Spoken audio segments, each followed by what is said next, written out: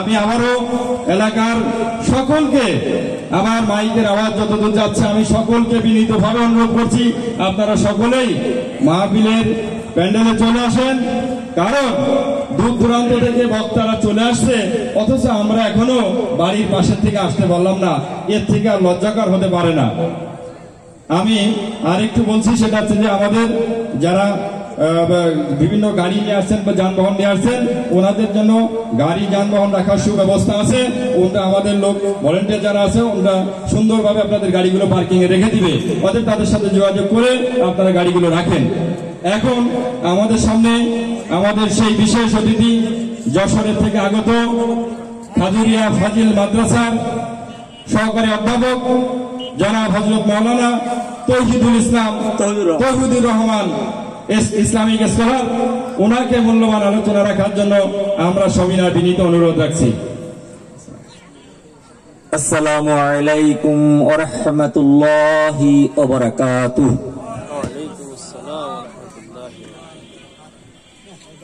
সালামের জবাবটা খুব জোর হলো না, লোকজন যাই থাকি না কেন এই সালামের যে প্রবর্তক, এই সালামের যে সামাজিক স্ট্যাটাস, পৃথিবী যিনি যার আগমনে পৃথিবী ধন্য হয়েছিল তিনি এই সালামের প্রবর্তক শুধু না, আল্লাহ সুবহানাহু ওয়া তাআলা তাকে শিখিয়েছিলেন। এইটা পৃথিবীতে এত সুন্দর শব্দ আর আসে নাই। সালামের উত্তর হৃদয় থেকে প্রাণ উজাড় করে দিতে হবে, ঠিক কিনা? আমি আবারও দিচ্ছি, আসসালামু আলাইকুম ওয়া রাহমাতুল্লাহ। আলহামদুলিল্লাহি রাব্বিল আলামিন ওয়াসসালাতু ওয়াসসালামু আলা রাসূলিল কারীম, আম্মা বাদ।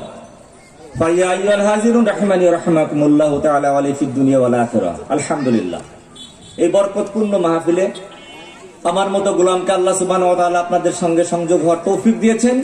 বিনীত চিত্তে সে রবের শুকরিয়া আদায় করছি, আবার বলছি আলহামদুলিল্লাহ। বেশি ভূমিকায় যাব না, এই কারণে আমাকে সময় যা দেওয়া হয়েছে ওই অনেক কিছু বলে হামদনাদ দিয়ে সময় নষ্ট করব না, তাই সরাসরি আল্লাহর প্রশংসা করছি আলহামদুলিল্লাহ, আর লক্ষ কোটি দুরূদ ও সুজুদ পেশ করছি সেই আল্লাহর জন্য সুজুদ আর সেই রাসূলের জন্য দুরূদ, যিনি অন্ধকারাচ্ছন্ন জাতিকে আলোর পথে দেখিয়ে সারা বিশ্বের শ্রেষ্ঠ মানবতার উদ্ভাসে প্রকাশ করেছেন। সকলে সেই রাসূলের পরে পড়ছি সাল্লাল্লাহু আলাইহি ওয়াসাল্লাম। আল্লাহুম্মা সাল্লি আলাইহি আল্লাহুম্মা বারিক আলাইহি। সবাই আমার সাথে আবার পড়ুন, রব্বানা লাকাল হামদ হামদান কাসীরান তাইয়িবান মুবারাকান ফীহি ইয়া রাব্বি কামা ইয়ানবাগি লি জালালি ওয়াজহিক ওয়া আযীমি সুলতানিক। রব্বানা লাকাল হামদ বিল কুরআন। জোরে বলেন, লাকাল হামদ বিল হাদিস, লাকাল হামদ বিল ইসলাম। কথাগুলো ভালো লাগছে না প্রিয় ভাইরা? 3 সেকেন্ডের দুনিয়া, কয় সেকেন্ড? 3 সেকেন্ডের দুনিয়া। আল্লাহর কাছে মাত্র 3টা সেকেন্ড আমরা নিয়ে আসছি। 1 সেকেন্ড মানে 20 বছর আধুনিক বিজ্ঞানের হিসাবে, আর আল্লাহর একদিনকে ভাগ করলে যা হয় সেই হিসাবে আল্লাহর কাছে 3 সেকেন্ড। তাই 3 সেকেন্ড দুনিয়া দিয়ে আমাকে কামাই করতে হবে আল্লাহর সন্তুষ্টি, ঠিক না? তাই এই যে মাহফিলের আয়োজন করেছে আপনাদের এলাকায় যিনি বা জেনারা, তা আপনাদের কি মনে হয় মাহফিলে যে লোকগুলো আছে ওই জায়গায় আর একটা মাহফিল হচ্ছে না? ওই মাহফিলে তার চেয়ে লোক একটু কম না বেশি? ওইটা কিন্তু ওনারা আয়োজন, এই আয়োজকরা কি ওইটা আয়োজন করেছে? আয়োজকরা আয়োজন করেছে কোনটা? এইটা। লোক দেখলে কি মনে হচ্ছে? এখানে খরা ওখানে ভরা, ঠিক কিনা হাজিরিন? এইটা হচ্ছে ইসলাম। কখনো সংখ্যাধিক্যের বিচারে দিন আসে নাই, কখনো সংখ্যা দিয়ে দিন বিবেচিত হয় নাই। তাই যারা শুনছেন এই মাইক্রোফোনের আওয়াজ, আর যারা সৌভাগ্যবান সবাইকে বলছি, এই মাহফিলের ময়দানে এসে কথাগুলো শোনেন। হতে পারে আজকে আপনার জীবনের এটাই একটা টার্নিং পয়েন্ট। আপনার জীবনের মোড় ঘুরে যেতে পারে, আপনার আমার জীবন পাল্টে যেতে পারে। এখানে যিনারাই কথা বলছেন বলবেন, সকলে কোরআন সুন্নাহ থেকে কথা বলবেন। অতএব আমাদের ট্র্যাডিশন হয়ে গেছে প্রধান মেহমান আসলে কথা শুনবো, বা আরো বড় বড় হাইলাইট করা অর্থাৎ ব্র্যান্ডের মেহমান আসলে কথা শুনবো, বিষয়টা এমন হওয়া ঠিক হয়নি। এই জন্য আমি আয়োজকদেরকে বলি, কখনো প্রধান দ্বিতীয় তৃতীয় এগুলো লিখবেন না, কারণ আপনারা কারোর পরীক্ষা নেন নাই কে ফার্স্ট কে সেকেন্ড কে থার্ড। আপনারা শুধু লিখবেন আমাদের এখানে আলোচনা করবেন অমুক অমুক অমুক, যাকে ইচ্ছা তাকে আপনি আগে মঞ্চে দেন। যদি আপনার ইচ্ছা হয় যে আমি সবার শেষ ব্যক্তিকে আগে দিব, দেন, প্রথম ব্যক্তিকে শেষে দিব, দেন। এতে সুবিধা হয় যে মানুষের যে ট্র্যাডিশন হয়ে গেছে যে প্রধান বক্তা মনে অনেক কিছু বলবে, আমরা সেগুলোই শুনবো, আর ওই দ্বিতীয় তৃতীয় চতুর্থ ওনারা তেমন কিছু বলবেন না, ওটা আমাদের ভালো লাগবে না, এই না হয়। এই জন্য আমি আপনাদেরকে বলবো এই ট্র্যাডিশন থেকে আমরা ফিরে আসি। সেদিন একটা প্রোগ্রামে আমি অ্যাটেন্ড করেছিলাম, 9 নম্বর বক্তা প্রথমে শুনলাম, আলহামদুলিল্লাহ, আর আমার কাছে মনে হয়েছে শ্রেষ্ঠ আলোচনা হয়েছে তিনার, আলহামদুলিল্লাহ। যাক, আমি আর ওদিকে আর যাবো না, আবার ফিরে আসি। আজকে যারা আয়োজন করেছেন এই অনুষ্ঠানের, তাদেরকে ধন্যবাদ জানাচ্ছি। বিশেষ করে আমার ডান পাশে বসে আছে এই অনুষ্ঠানের সভাপতি, আমার খুব শ্রদ্ধাভাজন শায়েখ মোহতারাম বাইজিদ উস্তাদ। উনি আমার ডেক স্যার না হলে আমাদের স্যার, এবং ওনার সঙ্গে আমার অনেক হৃদ্যতা। আল্লাহ আমি এই শায়েখের হায়াতে তাইয়্যিবা সিয়াতে কুল্লিয়া কামনা করি, সবাই বলি আমিন।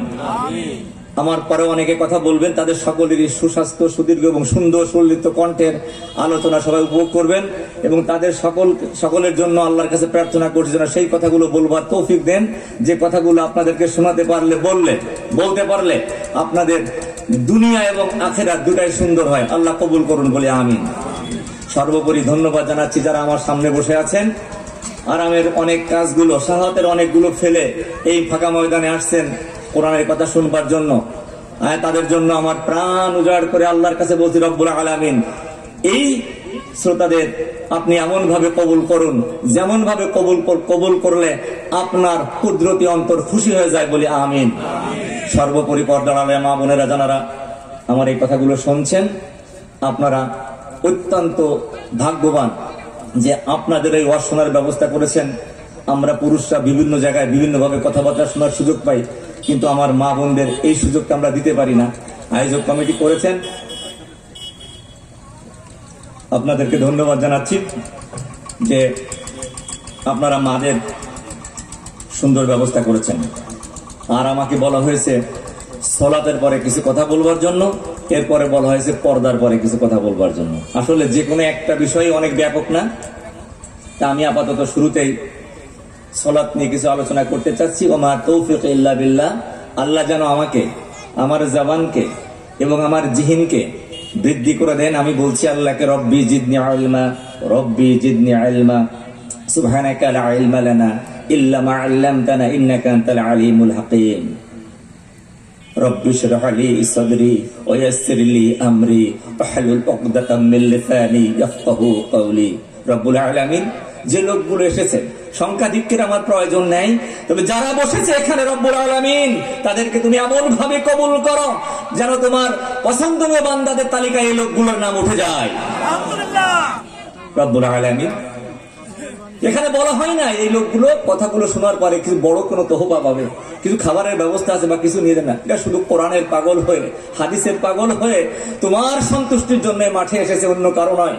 তাই তোমার কাছে সাহায্য চেয়ে সর্বোপরি যে কথাগুলো বলবো, আগে আমি এবং আমার শ্রোতা মন্ডলী যারা শুনছেন, আল্লাহ যেন সকলকে সে অনুযায়ী আমল করার তৌফিক দান করেন বলি আমিন। আচ্ছা, আসি। আমাদের স্রষ্টাকে আমাদের কেন সৃষ্টি করেছেন? তার সন্তুষ্টির জন্য, তার ইবাদত করবার জন্য, ঠিক না? কেন? কারণ আমাদের এই দুনিয়ায় থাকা যাবে না, আমাদের এখান থেকে চলে যেতে হবে অপর আর একটা দুনিয়া। সেটাই হচ্ছে আসল জীবন। আসলে এই দুনিয়ার জীবনটা জীবন নয়।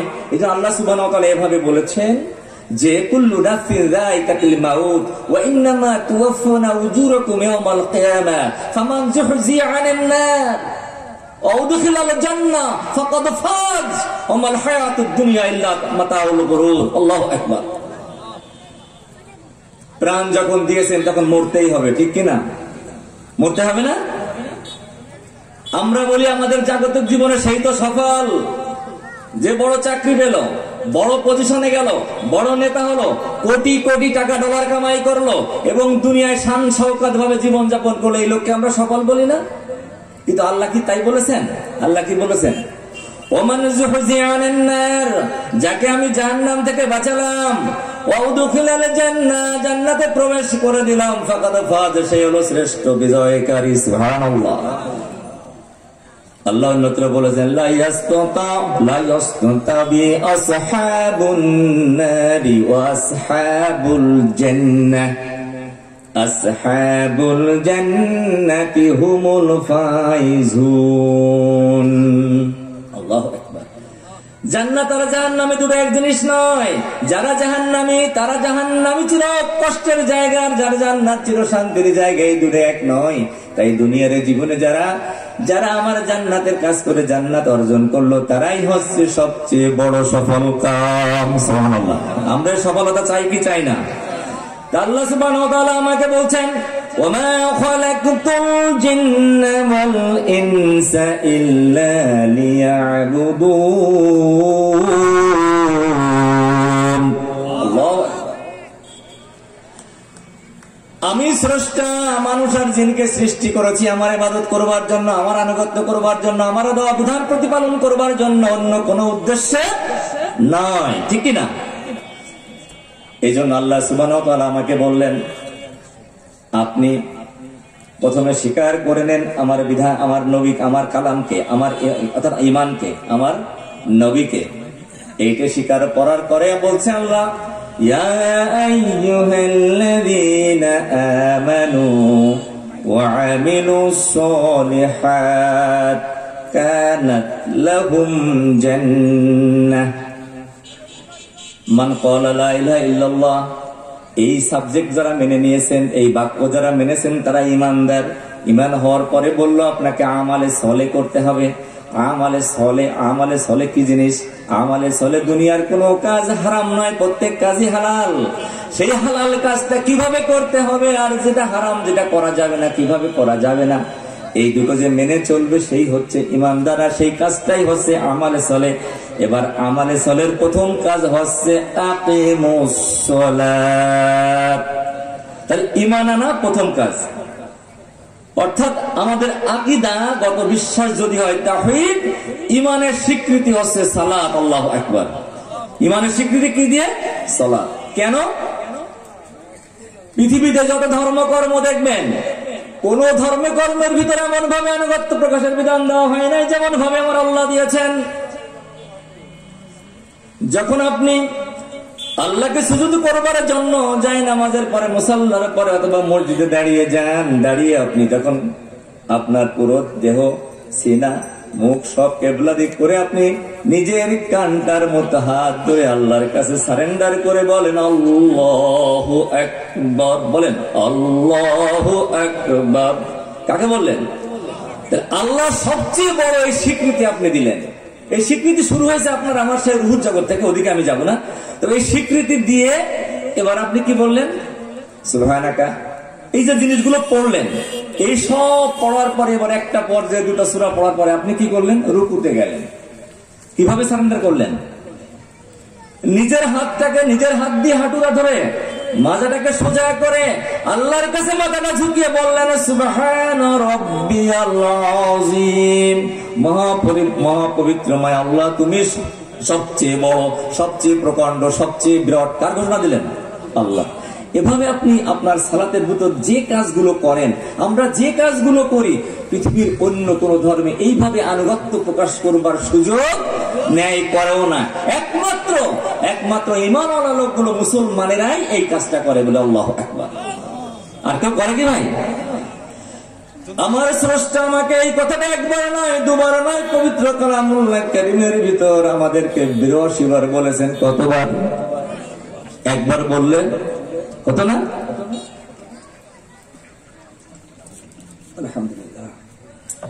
আল্লাহ সুবহানাহু ওয়া তাআলা একটা কথা যদি একবার বলেন, সেটা আপনার জন্য যেমন শিরোধার্য। যদি ওটা 100 বার বলেন একই রকম শিরোধার্য, যদি দুবার বলেন একই রকম শিরোধার্য। আমার আল্লাহর জন্য একবার অর্ডারই যথেষ্ট। ঠিক কিনা? রোজার কথা কয়বার বলেছে? শ্যামের কথা কয়বার বলেছে? একবার। তাই না? আমরা শ্যাম কি কাজা করি? প্রিয় ভাইরা, সালাতের কথা কেন বললেন এইটা একটু রিয়েলাইজ করতে, কেন আল্লাহ সালাতের কথা বললেন? পৃথিবীতে যত প্রাণী সৃষ্টি করা হয়েছে দেখেন, সবাই সৃষ্টিগতভাবে মুখটা নিচু করে তাদের আহার গ্রহণ করে, এবং তারা সৃষ্টিগতভাবে তিনটা জ্ঞান নিয়ে পৃথিবীতে এসেছে, কিভাবে খেতে হবে, কিভাবে বাঁচতে হবে, কিভাবে প্রজনন করতে হবে। আর মানুষকে কোনো জ্ঞান দেন নাই। মানুষ সবচেয়ে অসহায় সৃষ্টি হয়ে মায়ের কোলে বড় হতে হতে পৃথিবী থেকে জ্ঞান অর্জন করবে। আলহামদুলিল্লাহ, আমরা বিনা দরখাস্তে এমন একটা পরিবারে, এমন একটা পরিবেশে জন্মগ্রহণ করেছি যেখানে ইসলাম নামে বিধান পেয়েছি, জীবন বিধান পেয়েছি, কোরআন নামে কিতাব পেয়েছি। সর্বোপরি আল্লাহ না চাইতে আমাদের কেমন একটা পরিবেশ দান করেছেন বলে আল্লাহু আকবার। এটা এই জীবন বিধান এবং এই পরিবেশ পেয়ে খুশি না বেজার? আপনারা দেখছেন রীতা কুন্ডু নামে একটা মেয়ে, এই মুহূর্তে জগন্নাথ বিশ্ববিদ্যালয়ের টিচার। তার জন্মের পরে যখন থেকে বুঝতে শিখেছে, এর মায়ের মুখে যখন মুখাগ্নি করেছে, তার বাবাকে যখন ওইভাবে পুড়িয়ে দাফন করেছে, নিজের ভিতরে অনেক প্রশ্ন জেগেছে। জাগবার পরে ছুটে গেছে বিভিন্ন লোকের কাছে, তার পুরোহিতদের কাছে বলেছে, যে মা আমাদেরকে এই মুখ দিয়ে এত সুন্দর করে চুমা দেয়, আদর করে, সেই মার মুখে আমার ভাই কেন আগুন দিবে? সেই মাকে এভাবে কেন পোড়ানো হলো? তোমরা আমাকে তোমাদের বিধানটা দেখাও। সকলেই ব্যর্থ হয়েছে। একটা পর্যায়ে আল্লাহ সুবহানাহু ওয়া তাআলা তার এই বান্দিকে দ্বীনের জন্য কবুল করেছেন বলে সুবহানাল্লাহ। শুধু তাই না, ইসলাম, তাকে ইসলাম পড়ে শুনে বুঝে ইসলামে দাখিল হয়েছে। সে এখন একজন দাঈল আল্লাহ, প্রচন্ড ভাবে কোরআন সুন্নাহর খেদমত করে চলেছেন মহিলা অঙ্গনে। আল্লাহ আমার এই বোনকে হায়াতে তাইয়্যিবা দান করুন বলে আমিন। তাকে দ্বীনের জন্য কবুল করুন বলে আমিন। প্রিয় হাজিরিন, যারা আপনারা আমার কথা শুনছেন একটু খেয়াল করেন, আমরা ছিলাম কোথায় জানি আলমে আরো আবার রুহের জগতে। আসলাম কোথায়? মায়ের পেটে। যাবোটা এখন কোথায়? কোথায় যাবেন? আমরা কোথায় যাব? কবরে। ব্যাস, এটাই শেষ? এই জিন্দেগি? না প্রিয় হাজিরিন, আমাদের জিন্দেগিতে কিছু করণীয়, কিছু পালনীয়। মুসলমানকে আল্লাহ এমনি এমনি সৃষ্টি করেন নাই। এত কিছু সৃষ্টি করার পরে কেন তিনি মানুষ সৃষ্টি করলেন এবং তাদের ভিতর থেকে আলাদা করে আবার মুসলিম বা ঈমানওয়ালা লোকগুলো বানালেন, যে সম্পর্কে বলা আছে, ইয়া আইয়ুহাল্লাযীনা আমানু দুখুলু ফিস-সিলমি কাফা লা তাত্তাবিউ খুতুওয়াতিশ শাইতান ইন্নাহু লাকুম আদুউম মুবিন। মানুষ জন্ম থেকে শুরু করে মৃত্যু পর্যন্ত এমন একটা জীবন বিধান পালন করে চলবে, জীবনের সকল ক্ষেত্রে তাকে সেই বিধানের আদলে থাকতে হবে। সেই বিধানটার নাম কি? ইসলাম। সেই বিধানটার নাম কি? ইসলাম। ইন্নাদ-দীনা ইনদাল্লাহিল ইসলাম। আল্লাহ বলছে আমার নিকট সবচেয়ে প্রিয় বিধান ইসলাম। জীবন বিধানের নাম কি? ইসলাম।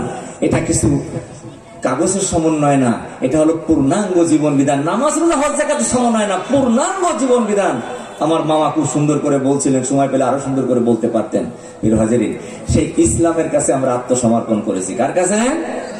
আল্লাহ বলছেন, তোমরা যারা ঈমান এনেছো শোনো, পূর্ণাঙ্গ ভাবে দিনে প্রবেশ করো।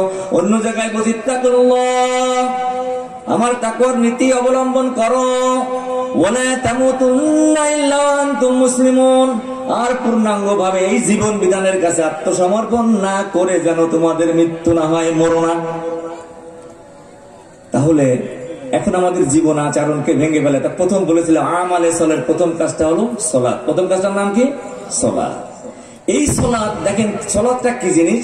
এই মুহূর্তে একজন বিধর্মী, দিন বোঝে না, উনি ঈমান আনলেন। আনার পরে চিন্তা চেতনায় এখন এশার ওয়াক্ত, কিন্তু ঈমান আনার পরে এশার ফরজ নামাজটা পড়ার সুযোগ উনি পেলেন না, উনি মারা গেলেন। আল্লাহ রাসূল বলছে উনি জান্নাতি। সুবহানাল্লাহ। ঈমান এনেছেন, আনার পরেই মারা গেলেন। উনি কি? উনার জীবনে যত ধরনের, যত বড় গুনাহ, শিরক, বেদাত, কুফর, নেফাক, যত গুনাহ থাক সকল গুনাহ মাফ করে দেবেন কে? আবার যদি উনি ঈমান আনার পরে এশার ওয়াক্তটা পেয়ে থাকে কিন্তু এশার নামাজ আদায় করতে পারলেন না, উনি এক ওয়াক্ত নামাজের গুনাহ নিয়েই মরবেন। এর জন্য উনাকে পাকড়াও করা হবে, উনি সাজা পাবেন। প্রশ্ন করতে পারেন, ঈমান আনলো কেবল, উনি কি করে পড়বেন? উনি আমার আল্লাহ সুবহানাহু ওয়া তাআলা যে কোনো একটা তাসবিহ দিয়ে সুবহানাল্লাহ, আলহামদুলিল্লাহ, আল্লাহু আকবার, ইমামের পিছনে উনি সিজদা করে যাবেন। আল্লাহ সুবহানাহু ওয়া তাআলা ওটাকেই ওনার পূর্ণাঙ্গ সালাত হিসেবে কবুল করে জান্নাত দিয়ে দিবেন। আপনি জাহাজে উঠেছেন, জাহাজ পাংচার হয়েছে, নিশ্চিত এই জাহাজের কোন যাত্রী বাঁচবে না। আপনিও দেখছেন সমুদ্রের মাঝখানে অথই জীবন বাঁচানোর প্রাণপণ চেষ্টা করছেন, সম্ভব নয়। আকাশের দিকে তাকিয়ে দেখেন জোহরের রক্ত, আপনাকে পানি খেতে খেতে জোহর পড়তে পড়তে মরতে হবে। যদি ওই জোহরের রক্ত জোহরের নামাজটা না পড়ে মারা যায়, তাহলে আল্লাহ ওই সালাতের জন্য আপনাকে আমাকে পাকড়াও করবেন, ঠিক কিনা? তাহলে নামাজের গুরুত্ব কি বুঝছেন? এখন আমরা সমাজে প্রচন্ড নামাজি আছি না? আলহামদুলিল্লাহ। আমি ইনজেকশন নিয়েছি, নেওয়ার পরে একটু সমস্যা হচ্ছে, যে নেওয়ার পরে একটু সমস্যা বোধ করতেছি। আপনারা বিয়াদবি ক্ষমা করবেন, বারবার পানি খেতে হচ্ছে। আমরা এই সমাজে যে সালাত আদায় করি, আমরা বিভিন্ন ক্যাটাগরির সালাত বা নামাজি দেখি। সাধারণত আমার চিন্তায় আমি প্রায় 4-5 রকমের নামাজি দেখতে পাচ্ছি। একটা হচ্ছে প্রতিদিন দৈনিক নামাজ পড়েন, আর একটা হচ্ছে সপ্তাহে নামাজ পড়েন, আর একটা হচ্ছে মাসে নামাজ পড়েন, আর একজন হচ্ছে বাৎসরিক নামাজ পড়েন, আর একজন হচ্ছে সিজনাল নামাজি আছে না? একটু ছোট্ট ব্যাখ্যা দিয়ে যাই। দৈনিক যিনি নামাজ পড়েন তিনি আল্লাহকে পুরোপুরি মানেন, আল্লাহর এই হুকুমকে, সালাতের হুকুমকে পুরোপুরি পালন করবার জন্য চেষ্টা করেন। তিনার কানে যখনও যায় আসসালাতু খায়রুম মিনান নাওম, এই শব্দটা ওনার কানে যাওয়ার পরে উনি আর শুয়ে থাকতে পারেন না। উনি শয়তানকে লাথি মেরে দৌড়িয়ে চলে আসেন মসজিদে। এভাবে যখন জোহরের সময় হয়ে যায়, জোহরটা ওইভাবে আদায় করেন। আসলে মাগরিব এশা প্রতিটা ওয়াক্ত তার খেয়ালে থাকে, তার হৃদয়টা যেন মসজিদে লটকানো থাকে। আল্লাহ সুবহানাহু ওয়া তাআলা তার এই বান্দার জন্য তার আরশে আজিমের নিচে ছায়া দান করার ব্যবস্থা করে দেবেন। সুবহানাল্লাহ। যিনি পাংচুয়াল নামাজি, এইটাই হচ্ছে আল্লাহর প্রত্যাশা। এরপরে সাপ্তাহিক নামাজ, এটা আপনারা বোঝেন, শুধু জুম্মার দিন আসে। কি বারে? জুমাবারে।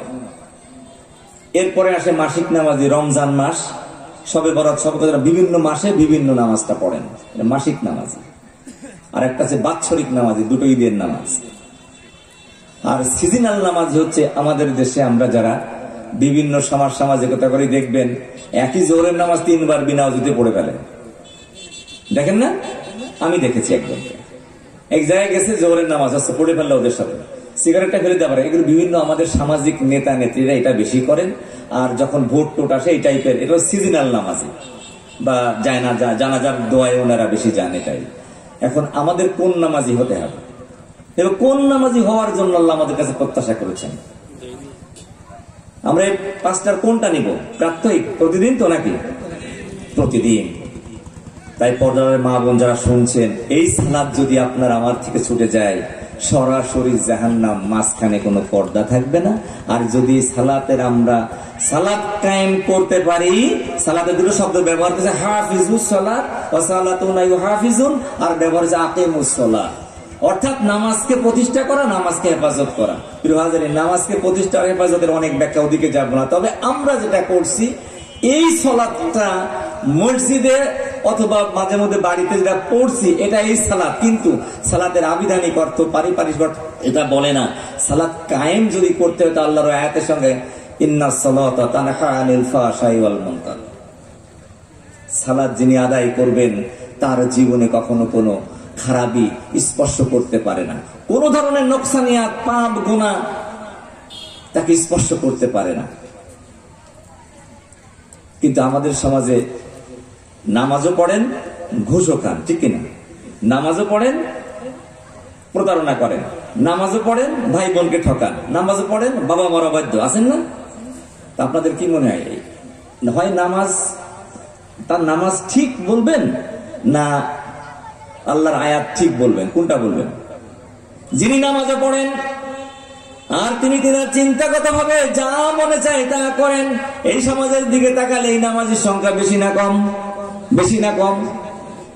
এই যে নামাজের সংখ্যা, যে নামাজও পড়ে, মসজিদ বেড়েছে না? মুসল্লি বেড়েছে না? তাহলে অপরাধ তো কমার কথা, তো অপরাধ বেড়েছে না কমেছে? ভাই বোন ঠকায়, এদিকে তো আপনাদের এদিকে নেই। বউকে ধরে ধরে পিটায়, এটা তো নেই। তাহলে তার জীবনটাকে পরিচালনার ক্ষেত্রে দিন যে সকল ক্ষেত্রে মানার কথা ছিল, যেখানে যে সালাত আদায় করে, যিনি আল্লাহকে সেজদা করে, ওই ব্যক্তির দ্বারা কোনো ফাঁসা, কোন ধরনের খারাপ কাজ হওয়ার কথা ছিল না, কিন্তু উনার দ্বারা তো সবকিছুই হচ্ছে। তাহলে আপনি কি করবেন? তাহলে আমাদের সালাত হচ্ছে, আমাদের সালাত হচ্ছে না। আল্লাহর আয়াত কখনো মিথ্যা হতে পারে না। কিন্তু হাজিরিন, তাই আল্লাহর আয়াতের কাছে যদি আমরা আসেন আমরা সালাতকে প্রায়োরিটি দিই। আজকে থেকে, এই মুহূর্তে থেকে, বিগত জীবনে যেটা গেছে গেছে, যেটা গেছে গেছে, ওর জন্য উফ আল্লাহ আর সালাত কাজা করবো না মাবুদ, এখন থেকে সোজা হয়ে চলবো, এখন থেকে কোরআন মেনে চলবো, এখন থেকে হাদিসের পরে যতটুকু জেনেছি ততটুকু বুঝের পরে থাকবো। রাজি আছি না ভাই? রাজি আছি না ভাই? এখন থেকে সালাত কাজা করবেন না? কে কে আছেন একটু হাত তুলে দেখান।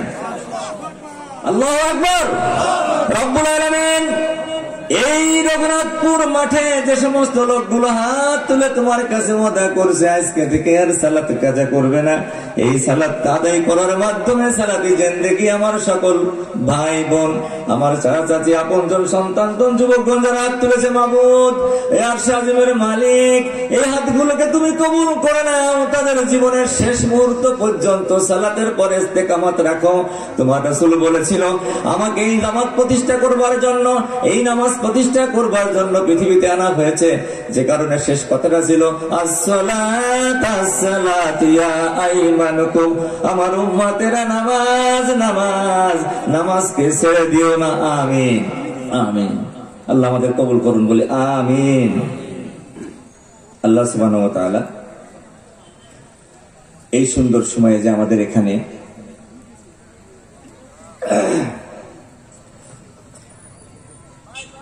কিছু কথা শুনবার জন্য উপস্থিত করেছেন, আপনারা কি চিন্তা, আমরা কি চিন্তা চেতনা নিয়ে এখানে এসেছি? আল্লাহ এই মাহফিলে যাব, কোরআন সুন্নাহর কিছু কথা শুনবো এবং আমাদের জীবন আচরণ পাল্টাবো, এটা না উদ্দেশ্য? যদি এই উদ্দেশ্যে আমরা বসে থাকি, জানেন না প্রতিটা সেকেন্ডে, প্রতিটা মুহূর্ত আপনার আমার আমল নামায় সব লেখার ফেরেশতারা প্রতিযোগিতা করে সব লিখে যাচ্ছে, বলে আল্লাহ সুবহানাল্লাহ। কারণ এই লোকগুলো শুধু চিন্তা, আর আল্লাহ কি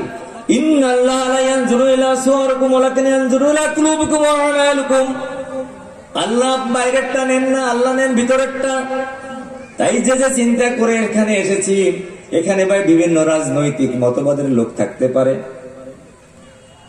কে কি করি বড় কথা না। সালাতের ব্যাপারে কারণ বিতর্ক আছে কিনা? আছে নাকি? সালাতের ব্যাপারে কারো কোনো বিতর্ক আছে? নামাজ যে পড়তে হবে কোনো বিতর্ক আছে? পরকালে মরা লাগবে, পরকালে আল্লাহর সামনে দাঁড়াতে হবে, এই ব্যাপারে কারোর দ্বিমত আছে? যারা মনে করেছি এই দুনিয়ার জীবনটা সর্বস্ব না, আমাকে কবর থেকে শুরু করে আমল হাসার পর্যন্ত থাকতে হবে, সেই দাঁড়ে অফ দ্য রিজারেকশন, ওই দিন আল্লাহর সামনে আমাকে দাঁড়াতে হবে। যদি আমাকে শর্মিন্দা হতে না হয়, তাহলে আমার জীবনে প্রথম দায়িত্ব হচ্ছে আমার সালাত, আমার নামাজকে এস্টাবলিশড করা। রাজি আছি না ভাই? এই সালাতকে যদি এস্টাবলিশ করতে পারি, অন্যগুলো অটোমেটিক হয়ে যাবে। সেটা কেমন হয়? যেমন ধরেন আমরা বিয়ে শাদী করছি না, ওখানে কি বলেছি, এত টাকা দেল মহরাতেই কবুল, কবুল পড়ে ফেলছি না। এবার কবুল করার পরে বউটাকে নিয়ে আসলেন, নিয়ে আসার পরে তাকে বলে আমার ভাত রান্না করো, বছরের ছেলে মেয়ে হলো তাদের প্রতিপালন করো, বাবা মার খেদমত করো। এই কথাগুলো তো বিয়ের কোথাও উল্লেখ থাকে? থাকে না। কিন্তু ওই কাজগুলো যদি না করে সংসার টেকে না।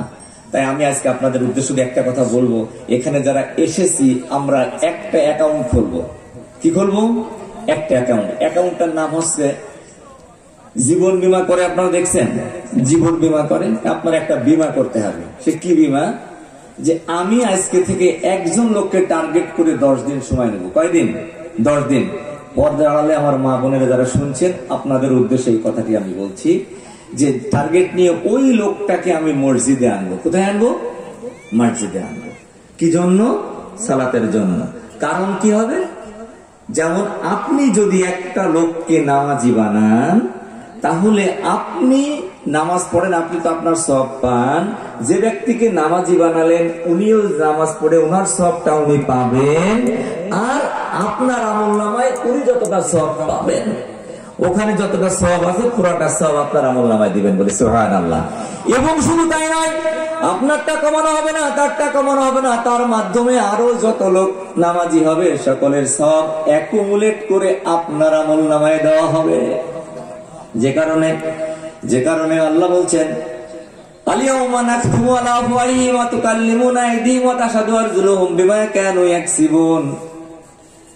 এবার আরেকটা সামনে 12 নম্বর সূরা ইয়াসিনে ওখানে বলছেন যে যেদিন তোমাদের আমলনামা তোমাদের হাতে দেওয়া হবে, ওয়া আসারাউ মা কুল্লা শাইইন হাসাইনাহু ফি ইমামিন মুবিন, সূরা ইয়াসিনের মধ্যে এটা বলছেন যে তোমরা আশ্চর্য হয়ে যাবে, আমার আমলনামা, আমার তো তেমন কোনো আমল ছিল না, এত সুন্দর হলো কি করে? তখন আল্লাহ সুবহানাহু ওয়া তাআলা জানিয়ে দেবেন, ওই যে তুমি অ্যাকাউন্ট খুলছিলে, চিন্তা করছিলে এই লোকগুলোকে নামাজ পড়াবো, এই লোকগুলোর পিছনে সময় দেবো, মেহনত করব, আল্লাহর ওয়ালা বানাবো, এখানে নামাজ হবে, আপনারা উঠেন না, এখানে আমরা নামাজ পড়বো একসঙ্গে, এখানে আমরা নামাজ পড়বো, উঠাউঠি দরকার নাই, বসেন আর অল্পক্ষণ কথা বলবো ইনশাআল্লাহ। যখন ওইটা দেখার পরে তার তখন আশ্চর্য হয়ে যাবে যে কি ব্যাপার, আমি তো এটা করি নাই। তখন আল্লাহ তাকে বুঝাই দিবে যে তুমি যে ভালো কাজের সঙ্গে নিজেকে লাগিয়েছিলে, তুমি যে ভালো কাজগুলো করেছো, এইগুলো আজকে ফুলে ফেলে এতটা হয়েছে, তো আলহামদুলিল্লাহ। তখন সে খুশি হয়ে যাবে। আবার অনেকে অনেক ভালো কাজ করার পরে দেখবে আমলনামাটা শূন্য, তখন তার চোখ দিয়ে পানি বেরিয়ে যাবে, কান্নাকাটি করবে, আল্লাহ এ কি অবস্থা, এ কি অবস্থা। তখন তাকে আল্লাহ বলবে তুমি ওই যে তোমার এলাকায় বিভিন্ন খারাপ কাজ হয়েছে, ওই গান বাজনা হয়েছে, প্যান্ডেল হয়েছে, বিভিন্ন ধরনের ক্লাব হয়েছে, এই খারাপ কাজগুলোর সঙ্গে তোমার নিজেকে লাগিয়ে রাখার কারণে আজকে তোমার সেই যত খারাপই হয়েছে সবই তোমার আমলনামায় যোগ হয়ে আজকে আমলনামা তোমার হাসানাত ছড়ে যে ওখানে সাইয়াদ দিয়ে ভরা হয়েছে, যে কারণে তোমার আমলনামা শূন্য হয়ে গেছে। বুঝলো হাজির? তা আমরা আমাদের আমলনামা ভরতে চাই না। আপনারা উঠছেন কেন? একটুখানি বসেন। আল্লাহ সুবহানাহু ওয়া তাআলা আমাদেরকে যেভাবে কবুল করলে তার রাদিতু বিল্লাহি রাব্বা ওয়া বিল ইসলামি দীনা ওয়া বি মুহাম্মাদিন নবিয়্যা খুশি হয়, সেভাবে কবুল করার তৌফিক দান করেন বলি আমিন। আমরা আমাদের নামাজীদের ব্যাখ্যা করছিলাম, সেখানে যারা শরিয়া মানে সঠিক নামাজি যারা, তাদের ব্যাপারে বলতে যে আমি বলেছিলাম যে তারা যখনই আজান শুনবে, আজান শোনার সঙ্গে সঙ্গে তাদের ভিতর একটা ছটফটানি শুরু হয়ে যাবে। এই ছটফটানিকে বলা হয় যে মসজিদ তার অন্তরটা লটকানো। আল্লাহ সুবহানাহু ওয়া তাআলা এরকম বলতেন, লা ইয়াজিল্লু জিল্লান ইল্লাল্লাহ, যেদিন আল্লাহর ছায়া ছাড়া আর কোন ছায়া সেখানে থাকবে না, তখন এই নামাজি তার হৃদয়টা মসজিদে লটকানো থাকার কারণে তাকে নিচে আল্লাহ জায়গা দিবেন এবং আল্লাহ রাসূলের সঙ্গে সে ওখানে অবস্থান করবেন বলে সুবহানাল্লাহ। তা আমরা আমাদের হৃদয়টা লটকাতে চাই না, তা আল্লাহ আমাদের কবুল করুন বলে আমিন। আমাকে একটু বলা হয়েছিল মেয়েদের উদ্দেশ্যে কিছু কথা বলার জন্য। হাজিরিন, আমাদের পুরুষদের অনেক সুযোগ আছে, মেয়েদের সুযোগ খুবই কম। আমি মা বোনদের উদ্দেশ্যে বলবো, জীবনে যদি আপনারা 4টি কাজ করতে পারেন, কয়টি কাজ? 4টি কাজ। এই 4টি কাজ যদি আপনারা করতে পারেন, আল্লাহ আপনাদের জন্য জান্নাতের 8টা দরজা খুলে দেবেন। সুবহানাল্লাহ। 1 নম্বর মা বোনেরা একটু খেয়াল করে শুনি, আমাদের মা বোনেরা আজকে পাশ্চাত্য সভ্যতার কারণে, আজকে ডিশ অ্যান্টেনার প্রভাবে, সর্বোপরি মোবাইল নেটওয়ার্কের কারণে আজকে আমাদের মা বোনেরা, আমাদের যুবক সন্তানেরা পদচ্যুত হতে আরম্ভ করেছে। শুধু তাই না, এই সমাজ বিনির্মাণে আগত 10 বছর পর যারা নেতৃত্ব দেবে সেই সন্তানগুলোকে আমরা আজকে নৈতিকভাবে অবক্ষয়ের দ্বার প্রান্তে ঠেলে দিয়েছি। সেখান থেকে বেরিয়ে আসবার জন্য আমাদের অত্যন্ত প্রয়োজন সচেতন ভাবে আমাদের এই সন্তানগুলো, আমাদের স্ত্রীগুলোকে ফিরিয়ে রাখবার ব্যবস্থা করা। সেই আলোকে আমি বলবো, যদি আমরা সময়ের মধ্যে সেই পদক্ষেপগুলো নিতে না পারি, তো আগামী প্রজন্ম, আগামী 10-20 বছর পরে এই সমাজ ব্যবস্থা কোথায় যাবে, সেই কালো অন্ধকারাচ্ছন্ন অবস্থা দেখবার জন্য আমাদের হয়তো অপেক্ষা করতে হবে। আল্লাহ না করুক যেন সে অবস্থা আমাদের আর কখনো ফিরে না আসে বলে আমিন। প্রিয় মায়েরা, আল্লাহ বলছেন, যদি আমার কোন মা বোন তাদের কোনো দায়িত্ব দেওয়া হয় না, অকর্ণা ফি বুয়ুতিকুন্না তাবাররুজনা ওয়ালা তাবাররুজনা ইল্লা তাবাররুজ وقرنا في بيوتكن تبرجنا ولا تبرجن تبرج الجاهلية। ও আমার মা, ও আমার বোনেরা, আল্লাহ তোমাদেরকে ডিরেক্টর হিসেবে ঘরে থাকার জন্য ব্যবস্থা করেছেন, কিন্তু আজকে আমাদের মাদেরকে ঘরে রাখা যাচ্ছে না, ঘরে থাকছে না। সমাজ পারিপার্শ্বিকতা সবকিছু উন্মিলিত করে দিয়েছেন, হয় মারা মাজারে না হয় মারা বাজারে। এখান থেকে আমরা ফেরাতে পারছি না। ফেরাতে যদি না পারি তাহলে আমাদের এই মায়েরা হলো একটা সোনার খনি, একটা বাচ্চা প্রদানের জন্য সবচেয়ে বড় খনি। আমার এই মার পেট থেকে বের হবে পৃথিবীর শ্রেষ্ঠ সন্তান, আবার আমার এই মা প্রসব করবে পৃথিবীর নিকৃষ্ট সন্তান। ও মা, তুমি যদি চাও তোমার পেট থেকে সাইয়্যিদ কুতুব দেহলভী রাহমাতুল্লাহ বের হোক, তুমি যদি চাও তোমার পেট থেকে পৃথিবীর শ্রেষ্ঠ মনীষী বের হোক, তাহলে তোমাকে ফিরে আসতে হবে। অন্তত যে 4টি কথা বলছি, এই 4টি বিষয়ে তোমাকে একটু খেয়াল করে শুনতে হবে। জাগতিক জীবনে আমল করবার জন্য প্রত্যয় গ্রহণ করতে হবে। তার 1 নম্বর সালাতে খামসাহা, তুমি প্রতিদিন 5 ওয়াক্ত নামাজ, ফরজ নামাজটা পড়বে। নফলের থেকে আল্লাহ বলছেন ফরজ, আল্লাহ রাসূল বলছেন ফরজ নামাজের গুরুত্ব দিতে হবে, কোনো অবস্থায় যেন তোমার ফরজ ছুটে না যায়। ওয়াসামাতে শাহরহা, আর তোমাকে 1 মাস ব্যাপী সিয়ামে রমজান রোজা পালন করতে হবে। শরীয়ত হুজুর ছাড়া তোমাকে রোজা ছাড়া যাবে না। ওয়াতাআদ বালাহা, আর তোমাকে স্বামীর বৈধ আনুগত্য করতে হবে। আর 4 নম্বর আছে হাফিজাত ফুরুজাহা, আর তোমাকে পর্দা করতে হবে। তোমার নিজের শ্রেষ্ঠত্বকে বজায় রেখে নিজের গুপ্তাঙ্গকে, নিজের লজ্জা স্থানকে নিজেকে সেফ রাখতে হবে। সর্বোপরি লা তাকরাবু জিনা, তোমাকে কোনো বেফায়েশা কাজ, জিনার কাজ হয় এমন উদ্গীর এমন কাজ করা যাবে না। এই জন্য আমার আল্লাহ বলছেন তোমাদের জন্য ঘর হলো আসল ঠিকানা। মেয়েরা থাকবে ঘরে, পুরুষরা থাকবে বাইরে, এবং পুরুষদেরকে সেভাবে সুন্দর করে সৃষ্টি করে সুঠাম করে তৈরি করা হয়েছে। এই পুরুষরা হলো বাইরের নেতৃত্ব দেবে, সমাজ ব্যবস্থার সকল ক্ষেত্রে তারা তাদের ভূমিকা রাখবে, আর মারা ভিতরে সুন্দর করে তাদেরকে আঞ্জাম দিয়ে যাবে। কিন্তু আজকে আমরা চাচ্ছি নারীরা এসছে সামনে, পুরুষরা হয়েছে পিছনে, সমাজ পুরো উল্টা দিকে চলেছে। কিন্তু এটা উচিত হয় নাই, হওয়া উচিত নাই, কারণ ইসলামে দিয়েছে শান্তি।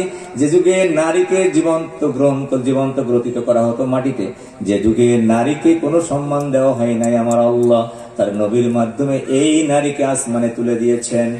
এবং শুধু তাই নয়, বলে যাও জান্নাতু তাহতা আকদামি উম্মাহাত, ও মা, তোমার পায়ের নিচে আমার আল্লাহ জান্নাতকে নির্দিষ্ট করে দিয়েছেন। শুধু তাই না, এক ব্যক্তি আল্লাহ রাসূলকে জিজ্ঞাসা করলেন, জাগতিক জীবনে আমার কাছে সবচেয়ে অধিকার প্রাপ্তির ক্ষেত্রে শ্রেষ্ঠকে? বললেন উম্মুক, তোমার মা। বলা হলো সুম্মা মান, আবার রাসূল বললেন উম্মুক, তোমার মা। আবার বলা হলো সুম্মা মান, আবার বললেন উম্মুক, তোমার মা। তাহলে আমার আল্লাহ সুবহানাহু ওয়া তাআলা তার রাসূলকে দিয়ে জানিয়ে দিলেন তোমার জন্য 3টা পুরস্কারই আল্লাহ রেখেছেন। 1 নম্বর পুরস্কার গোল্ড মেডেল, সোনার মেডেলটাও তোমাকে দিয়েছে। 2 নম্বর সিলভার মেডেল, এটাও তোমাকে দিয়েছে। 3 নম্বর ব্রোঞ্জ, এটাও তোমাকে দিল। যখন সাহাবী জিজ্ঞেস করলেন ইয়া রাসূলুল্লাহ সুম্মা মান, তখন তিনি বললেন আবু, এরপরে তোমার বাবা। সান্ত্বনা পুরস্কার হিসেবে আমার বাবাকে দিলেন। প্রিয় হাজিরিন এবং আমার মা বোনেরা, আমার আল্লাহ আপনাকে কোথায় তুলেছেন? যে সময়ে নূর নারীকে নিরাপত্তা, নারীর কোনো মূল্যায়ন ছিল না, সেই সময়ে নারীকে আসমানে তুলে দিয়েছেন কে? আল্লাহ সুবহানাহু ওয়া তাআলা। এটা ভুলে গেলে চলবে না। তাই আমি অনুরোধ করে বলবো যে আমার মায়েরা, আপনারা হলেন আমাদের সম্পদ, আপনারা হলেন আমাদের পরবর্তী প্রজন্মের জন্য সবচেয়ে শ্রেষ্ঠ নিয়ামত। তাই আপনারা যদি আপনাদেরকে কন্ট্রোল না করেন, এই কোরআন সুন্নাহর আলোকে আমরা আমাদের জাতি সহ আমরা হারাতে বসে যাব। প্রিয় হাজিরিন, আমাদের প্রথম দায়িত্ব আমার স্ত্রী, দ্বিতীয় দায়িত্ব আমার সন্তান। আজকে দেখেন নারীদেরকে সকল জায়গায় উন্মুক্ত করে দিয়েছি, মসজিদ বা বিভিন্ন জায়গায় যাওয়া বন্ধ করে দিয়েছি। বাজারে গিয়েছেন, আমার মায়ের নামাজ পড়ার জায়গা নাই, কিন্তু পুরুষের ঠিকই আছে, সেখানেও থাকা উচিত ছিল মেয়েদের নামাজের জায়গা। এভাবে বিভিন্ন ক্ষেত্রে আমরাও জালিম নারীদেরকে ঠকিয়েছি। এই ঠকানো মনে হয় আমাদের ঠিক হয় নাই। আমরা মনে হয় নারীদের জন্য দিনের পরিবেশটা উন্মুক্ত করতে পারবো ইনশাআল্লাহ। রাজি আছি না ভাই? তাই আমার মায়েরা, আমি আপনাদেরকে বিনীতভাবে বলবো যে আপনারাই পৃথিবীর বিনির্মাণে সর্বশ্রেষ্ঠ ভূমিকা রাখেন। তাই আপনাদেরকে আমার আল্লাহ সুবহানাহু ওয়া তাআলা অনেক অনেক বেশি দিয়েছেন, সকল দিক থেকে আপনাদেরকে সম্মানিত করেছেন। যেমন আপনার পায়ের নিচে জান্নাত দিয়ে বাবার পায়ের নিচে দিয়েছেন জুতা, ঠিক কিনা? বাবার পায়ের নিচে কি দিয়েছেন? দেখেন বাবাকে তেমন ভাবে কিছু বলেন নাই, তবে হ্যাঁ পুরুষের জায়গায় সমাসীন করেছেন, নারীকে নারীর জায়গায় প্রখ্যাত করেছেন। এই যে প্রবিধান কে দিয়েছেন? দিয়েছেন আল্লাহ। তা আসুন, আমাদের প্রথম দায়িত্ব হচ্ছে আমরা আমাদের জীবনে সকল ক্ষেত্রে কোরআন সুন্নাহর যে বিধানগুলো, আমাদের প্রবিধানগুলো আমাদের সামনে উপস্থাপিত হয়েছে, প্রতিটা বিষয়কে আমরা গুরুত্ব সহকারে এবং সর্বোপরি বিধানের নিয়ম অনুযায়ী পালন করার প্রত্যয় গ্রহণ করি। যে কারণে আমার আল্লাহ সুবহানাহু ওয়া তাআলা আমার নবীকে পাঠিয়ে দিয়ে, যে কারণে আমার নবী সাল্লাল্লাহু আলাইহি সাল্লাম তার জীবনে 127টা যুদ্ধ করেছেন, তার 27টা যুদ্ধের নিজে নেতৃত্ব দিয়েছেন, 11টা যুদ্ধের ব্যাটেল ফিল্ডে সেনাপ্রধানের দায়িত্ব পালন করেছেন। সেই নবী করিম সাল্লাল্লাহু আলাইহি সাল্লামকে তার জন্মে যেমন সবচেয়ে বেশি খুশি হয়েছিল তার চাচা আবু লাহাব, উম্মে জামিল তার চাচি, এবং তার আরেক চাচা আবু তালিব। কিন্তু এই রাসূল সাল্লাল্লাহু আলাইহি ওয়াসাল্লাম যখন গারে হিরা থেকে কোরআন সুন্নাহর বাণী নিয়ে আসে, জনপদে এসে বললেন, ইয়া আইয়ুহান নাস কুলু লা ইলাহা ইল্লাল্লাহ মুহাম্মাদুর রাসূলুল্লাহ, এই কথাটা বলবার সঙ্গে সঙ্গে যে রাসূলের জন্মে এত খুশি হয়েছিল সেই আবু লাহাব, যারা বান্দিকে আজাদ করে দিয়েছিলেন, সেই প্রথমে একটা পাথর ছুঁড়ে আমার রাসূলের কপালে মেরেছিলেন। ইন্নালিল্লাহ।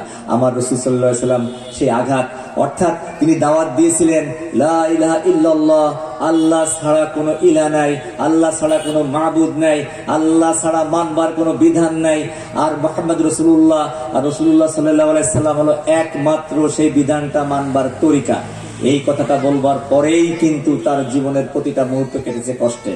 আজকের দিনও এই কোরআন সুন্নাহ আমরা যারা মানতে চাই, আমরা যারা মানবো, মানার চিন্তা গ্রহণ করব, একটু সমস্যা, বেশি সমস্যা, কম বেশি সমস্যা আমাদের দায়িত্বশীল বা আমরা যে যেখানে আছি থাকবেই। কারণ আমরা আমাদের পছন্দিনুর ব্যক্তি, শ্রেষ্ঠ ব্যক্তি মুহাম্মদ রাসূলুল্লাহ, এরপরের ব্যক্তিগুলো আবু বকর, ওমর, ওসমান এবং আলী রাদিয়াল্লাহু তাআলা আনহু, সকলের জীবনকে যদি পর্যালোচনা করি, সকলকে কণ্টকাকীর্ণ পথ দিয়ে অতিক্রম করতে হয়েছে। পরবর্তী যুগে এসে সালফে সালেহিন যুগে এসে ইমাম আবু হানিফা রাহিমাহুল্লাহ জেলখানায় মারা গেছে, মুসাদ্দিদ আল ফিসানি রাহিমাহুল্লাহ জেলখানায়, ইমাম শাফি জেলখানায়। এভাবে আপনি দেখবেন যুগে যুগে যারা কোরআন সুন্নাহকে ধারণ করে এই পৃথিবীতে শান্তি প্রতিষ্ঠার জন্য চেষ্টা করেছেন, কারোরই জায়গা কখনো ফুল বিছানো ছিল না, সকলের জায়গা ছিল কণ্টকাকীর্ণ। তাই সেই কণ্টকাকীর্ণ পথকে যদি আমরা কুসুমাস্তীর্ণ করতে চাই, তাহলে আমাদের জীবনে এমন আসবে। দেখবেন আজকে আমি ছোটবেলা থেকে এই পর্যন্ত দেখি নাই কোরআন সুন্নাহর কোনো মাহফিল করবার জন্য অনুমতি নেওয়া লাগে। আমি দেখি নাই, আপনারা দেখেছেন কিনা আমি জানি না, কিন্তু আজকে কোরআন সুন্নাহর মাহফিল করতে হলে কঠিন, অনুমতি পাওয়াটাও কঠিন একটা ব্যাপার হয়ে গেছে। কেন আমি জানি না, কারণ কোরআন সুন্নাহর মাহফিলে এলে মানুষ লক্ষ লক্ষ পুলিশ দিয়ে, লক্ষ লক্ষ আনসার বাহিনীতে যে কাজটি করা না যায়, এই কোরআনের মাহফিল থেকে, এই কোরআনের বরকতে সেই সমস্ত অধঃপতিত মানুষগুলোকে সোনার মানুষ তৈরি করা যায়, যেমন করেছিলেন রাসূল সাল্লাল্লাহু আলাইহি ওয়াসাল্লাম। তার বিগত জীবনের যে 23টি বছর, এই 17 থেকে 40, 23টি বছর প্রাণপণ চেষ্টা করে সমাজ বিনিময়ের চেষ্টা করেছিলেন। উনি পারেন নাই যে প্রসপেক্টাসের প্রত্যাশায় গারে হেরায় প্রায় 6 মাস তিনি আল্লাহর সাথে, আল্লাহর সঙ্গে, আল্লাহর ধ্যানে বা আল্লাহর কাছে আনুগত্য পোষণ করে সেজদার মাধ্যমে আল্লাহর কাছে ওহীপ্রাপ্ত হয়ে জনপদে ফিরে আসার সঙ্গে সঙ্গে তিনি এই সমস্ত অমানুষগুলা মানুষে পরিণত হলো। সকল মানুষগুলো তার পরশপাথরে সোনার মানুষ তৈরি হলো। আজকেও সেই কোরআন আছে না নাই? যদি এই কোরআনকে আমরা মানতে পারি, যদি এই কোরআনকে আমরা হৃদয়ে সিনায় ধারণ করতে পারি, ইনশাআল্লাহ আবারও হয়তো নবী আর আসবে না, আবু বকর, ওমর, উসমান, আলী আসবে না, আল্লাহ তা বলে নাই, তবে এমন আবু বকর, ওমর, উসমান এদের মতো লোক পৃথিবীতে আসবে, আমাদেরকে আলোর পথ দেখাবে, ঠিক কিনা? তা আমরা প্রত্যাশা করি। যারা শুনছেন বিভিন্ন পর্যায়ের লোক, আপনাদেরকে অনুরোধ করবো যে কোরআনের মাহফিল করবার জন্য এত বাধ্যবাধকতা করা ঠিক হয় নাই। আপনারা যা পারেন না, বিশেষ করে প্রশাসনের লোকদেরকে বলবো, ভাই আমার যতটুখানি জানাশোনা বোঝা দেখা, আপনারা যা পারেন না, একজন মাওলানা, একজন কোরআনের আলোচক, একজন কোরআনের ধারক বাহক, তার থেকে তার একটা মেসেজ দিয়ে অনেক অনেক কিছু করে দিতে পারে। আপনারা দেখেছেন যে একটা মেসেজ দেওয়ার কারণে 1 সপ্তাহের মধ্যে এই ফুড প্যাক নামে একটা প্যাক করেছিল, আপনারা নাম শুনেছেন, মিজানুর রহমান আজারি, নাম শুনেছেন না? 70 লক্ষ অ্যাভব টাকা অ্যাকাউন্টে জমা হয়েছে। এই ভালো ভালো লোকগুলোকে আমি বলবো এদেরকে প্রমোট করেন, এই ভালো ভালো আলোচকদেরকে প্রমোট করেন। প্রমোট করে নিয়ে সমাজ এবং জাতি বিনির্মাণে কাজে লাগালে আমাদের সমাজে নামাজের সংখ্যা বাড়বে, যাকাত দানের সংখ্যা বাড়বে, ভালো লোকের সংখ্যা বাড়বে, ইমানওয়ালা লোকের সংখ্যা বাড়বে, যোগ্য শিক্ষার্থী ছাত্র তৈরি হবে, যুবকেরা পরিবর্তন হবে। যে সমস্ত যুবকেরা গানের কনসার্ট থেকে ফিরে এসে বিভিন্ন ধরনের মাতামাতি অনুষ্ঠান থেকে ফিরে এই কোরআন সুন্নাহর মাহফিলে ফিরে এসেছিল, সেই যুবকগুলো আবার যেন হারিয়ে যাচ্ছে। আমরা বিশ্বাস করি যে আমাদের যারা দায়িত্বশীল যারা আছেন, বিশেষ করে আমার সরকার, আমি রেসপেক্ট করি সরকারের অনেক পজিটিভ কাজ আছে, সেগুলোকে আমরা সবসময় প্রমোট করি। যে বিষয়গুলোকে মাথায় নিয়ে এই সোনার ছেলেদেরকে এই সোনার বাংলায় ছেড়ে দিবেন এবং সোনার বাংলা বিনির্মাণে তাদের ভূমিকা রাখবার জন্য যথেষ্ট সচেষ্ট হবেন। আপনারা চান না? এটা চান কি চান না? আমরা আল্লাহর কাছে হাত তুলে দেখাই, আল্লাহ এই সোনার বাংলাদেশ বিনির্মাণে তুমি আলেম ওলামাদের ভূমিকাকে অগ্রগণী করো এবং তাদেরকে এই বাংলার বুকে কোরআন সুন্নাহর আলোচনা একদম ডট টু ডট পৌঁছে যাতে তৌফিক দান করে, বলি আমিন আমিন আমিন। প্রিয় হাজিরিন, আমি আর কথা দীর্ঘ করবো না। আমি শারীরিকভাবে কিছুটা আসলে একটু অসুস্থ, ওই কালকে টিকা নেওয়ার কারণে একটু জ্বর পাই। আমি এখন দেখছি আমার মুখ টুক শুকায় আসছে, অনেকটা খেয়ে হারাই ফেলছি, কেন আমি জানি না। আসলে আল্লাহ তাআলা কথা বলতে না দিলে কথা বলা যায় না, এটাই সত্য। এবং আল্লাহ সুবহানাহু ওয়া তাআলা বিভিন্ন জায়গায় কথা বলি, কিন্তু পিন পতন মানুষ শোনে। আজকে আমি নিজের কথা বলে নিজে ভালো লাগেনি, জানি না এটা আমার ব্যর্থতা কিনা, আল্লাহ বলতে দিলেন না কেন আমি জানি না। আমার কথা এরকম জড়তা থাকে না, আমার কথা এমন হয় না, কিন্তু আমি কেন হলো এটা আল্লাহু আলাম।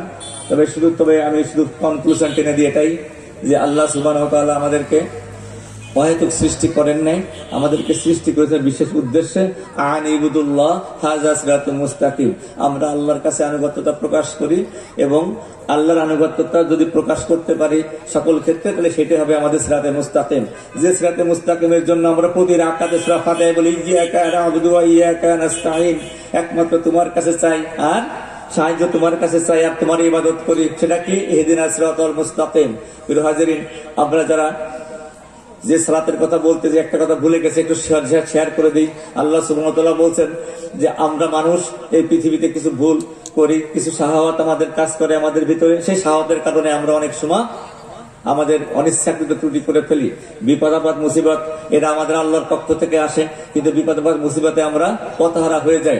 আপনাদেরকে ছোট্ট করে শুধু শোনাই। আপনারা জানেন বাংলাদেশের যে কয়েকজন প্রখ্যাত আলেমে দ্বীন এবং প্রখ্যাত সংস্কারক হিসেবে এসেছিল, তার মধ্যে একজন হচ্ছে শাহ মাকদুম রাহিমাহুল্লাহ, যিনি শুয়ে আছেন রাজশাহীতে, শাহজালাল আমিনী যিনি শুয়ে আছেন সিলেটে।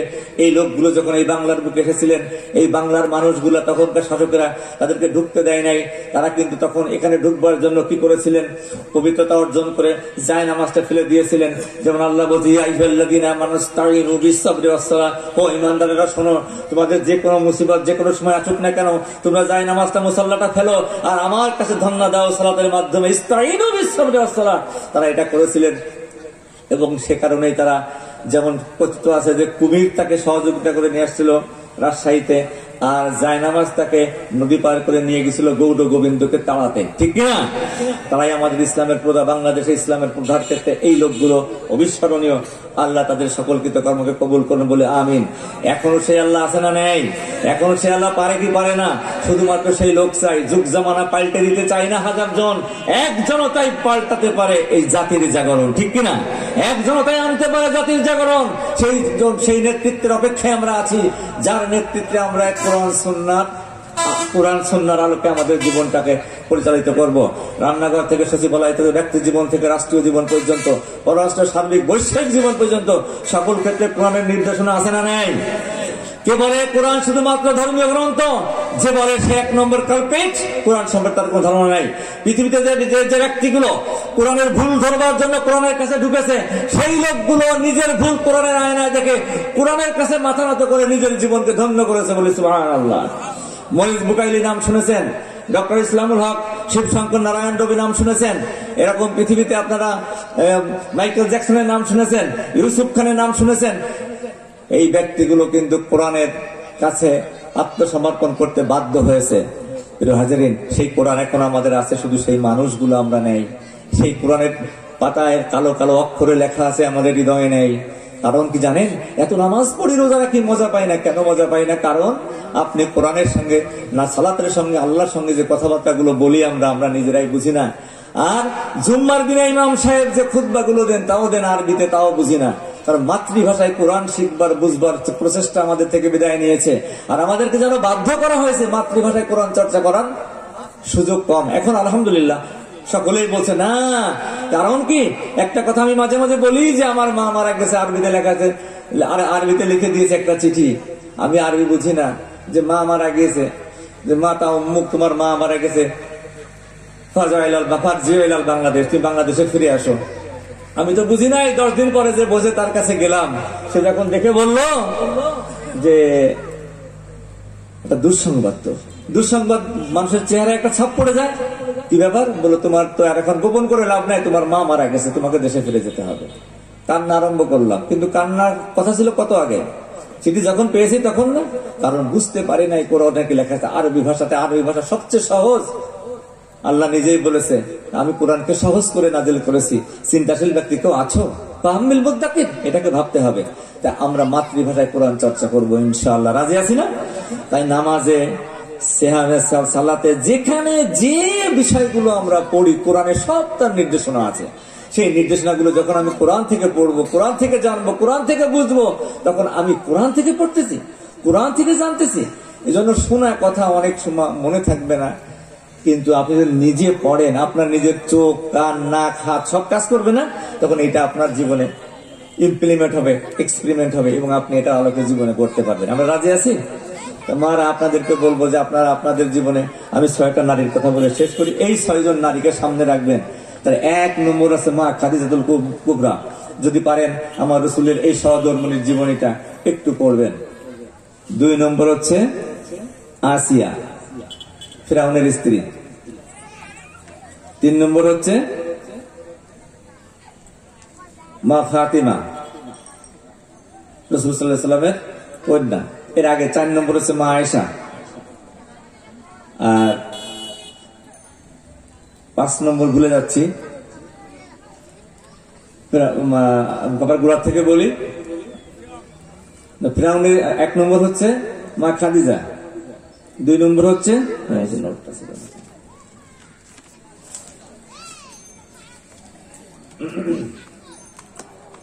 1 নম্বর মা খাদিজা, 2 নম্বর আসিয়া, 3 নম্বর মরিয়াম, 4 নম্বর আয়েশা, 5 নম্বর ফাতিমা, আর 6 নম্বর ভুলে গেলাম, আল্লাহ মাফ করুন, পরে জানিয়ে দেবো ইনশাআল্লাহ, মনে আসছে না। এদের কাছ থেকে আমরা যদি এদের জীবনটা পড়ি, আমার মা, তাহলে দেখবেন আপনারা এদের আলোকে বা এদের আদলে নিজের জীবনটা গড়তে পারবেন। এই কটা বই পড়ার জন্য আমি অনুরোধ করবো আপনাদেরকে। আর সর্বোপরি এটাই বলবো যে আপনি যে আয়াতটা আমি পড়েছিলাম যে অকর্ণা বুয়িত কন্যা, আপনারা ঘরে অবস্থান করেন, ওলা তাবাররুজনা তাবাররুজাজ জাহিলিয়া, আপনারা জাহিলি যুগের নারীদের মতো ঘুরে বেড়াবেন না। কিন্তু আমরা এটা মানলে কি হবে, প্রতিটা মুহূর্ত আপনি যদি এই জাহিলি যুগের মতো না বেরিয়ে কোরআন সুন্নাহর মতো, কোরআন সুন্নাহ যেভাবে প্রত্যাশা করে, সাধারণত 4টে যে ধরনের পোশাক পরলে আমার মারা পর্দাটা মেনটেন হয়, সেটা 4টে কোয়ালিটি। তার 1 নম্বর হচ্ছে আপনার হাত আর চোখ বাদে বাকিটা ঢাকতে হবে, পায়ের তলাও। কারণ পায়ের তলা সম্পর্কে দেখলাম এক সাহাবী রাসূলকে জিজ্ঞেস করছিলেন, এক মহিলা সাহাবী, যে ইয়া রাসূলুল্লাহ আমার তো পা বেরিয়ে যায় না, ঢাকতে হবে, 1 বিঘত বাড়াও, পরে বলছে 1 হাত বাড়াও। তাহলে বোঝা গেল কেউ মুখেরটা বলেছে মুখ রাখা যাবে, তো আমি বিতর্কে যাব না, চোখটা বাদে আর হাতের তালু বাদে বাকিটা ঢাকতে হবে। পোশাকটা তাহলে 1 নম্বর হচ্ছে পুরা শরীর ঢাকতে হবে, যে পোশাক পরলে আপনি পরেন। 2 নম্বর হচ্ছে এই পোশাকটা ঢিলা ঢালা হতে হবে। 3 নম্বর হচ্ছে এই পোশাকটা একটু পুরু কাপড়ের হতে হবে, পাতলা যেন না হয়। তাহলে 3টে কোয়ালিটি বললাম। 1 নম্বর হচ্ছে সমস্ত শরীর ঢাকতে হবে, চোখ আর হাতের তালু বাদে, ঢিলা ঢালা হতে হবে, পুরু পোশাক হতে হবে, এবং এই পোশাকটা যেন হয় রুচিশীল। কালার যেন আপনাকে আজকাল আধুনিক অনেক বড়গাটরকে, এটা না, রুচিশীল। এই 4টে কোয়ালিটি যদি আপনাদের থাকে, আলহামদুলিল্লাহ, আপনি প্রতি মুহূর্তে আপনার আমল নামায়, ফরজ নামাজ পড়লে যেমন সওয়াব হয়, আমল নামায় ফরজ নামাজের সওয়াব লেখা হবে। আর যদি আপনি এটা না করেন, প্রতি মুহূর্তে যেমন গুনাহ কবিরা আপনার আমল নামায়। আল্লাহ আমাদেরকে হেফাজত করুন বলে আমিন। সর্বোপরি যে কথাগুলো বললাম, আল্লাহ ভুলগুলো মাফ করে দিন। কোরআন সুন্নাহকে বলবার চেষ্টা করেছি, আমাকে অবস্থাটাকে মানবার জন্য কবুল করুন। ওয়া আখিরু দাওয়ানা আলহামদুলিল্লাহি রাব্বিল আলামিন। আসসালামু আলাইকুম ওয়া রাহমাতুল্লাহি তাআলা ওয়া বারাকাতুহু।